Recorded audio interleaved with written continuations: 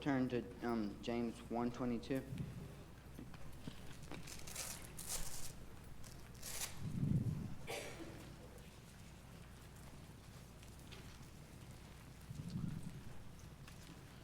Says, "But be ye doers of the word, and not hearers only, deceiving your own selves." I'm preaching on, look what happens when you don't listen. Turn to Jonah 1:1.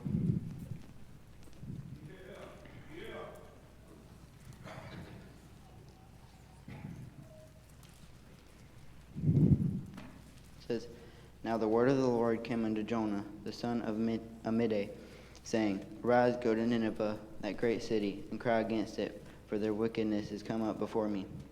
But Jonah rose up to flee unto Tarshish from the presence of the Lord, and went down unto Joppa, and he found a ship going to Tarshish, and he paid the fare thereof, and went down into it, to go with them unto Tarshish from the presence of the Lord."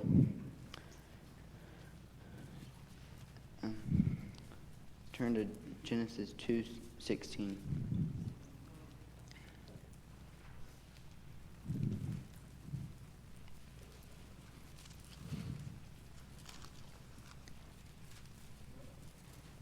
It says, "And the Lord God commanded the man, saying, Of every tree of the garden thou mayest freely eat, but of the tree of knowledge of good and evil thou shalt not eat of it, for in the day that thou eatest thereof thou shalt surely die." And turn to Numbers 27.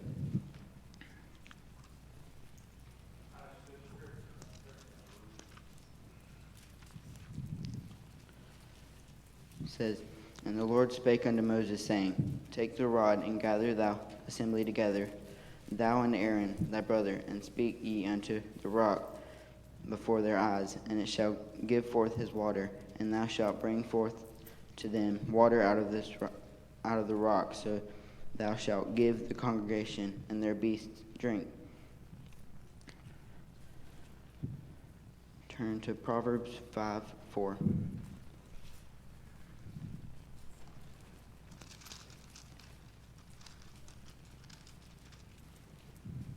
It says, "But her end is bitter as a worm, wood sharp as a two-edged sword." So bitterness. My first point is what causes disobedience. Bitterness.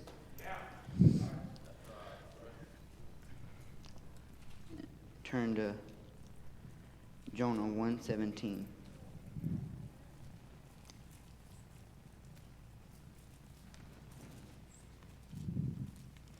"Now the Lord had prepared a great fish to swallow up Jonah, and Jonah was in the belly of the fish 3 days and 3 nights.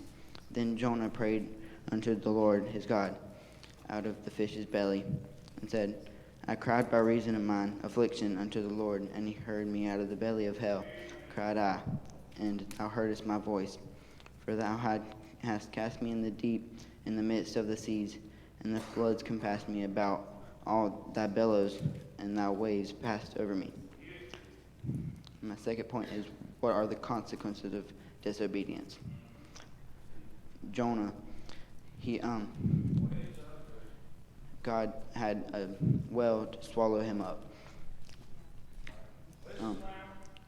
Turn to Genesis 3:6.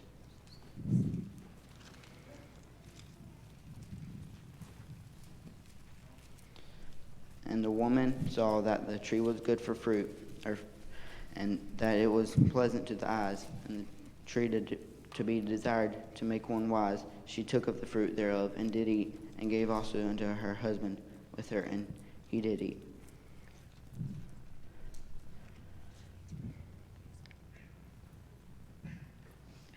Turn to Numbers 20:11.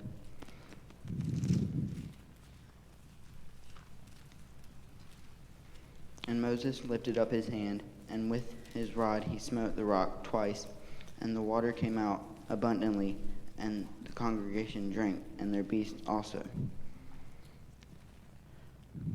So my third point is what cures disobedience.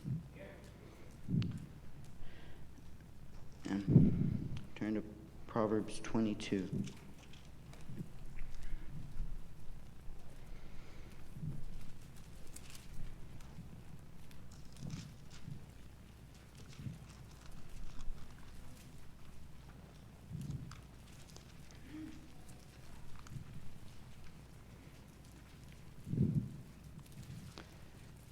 Number 15.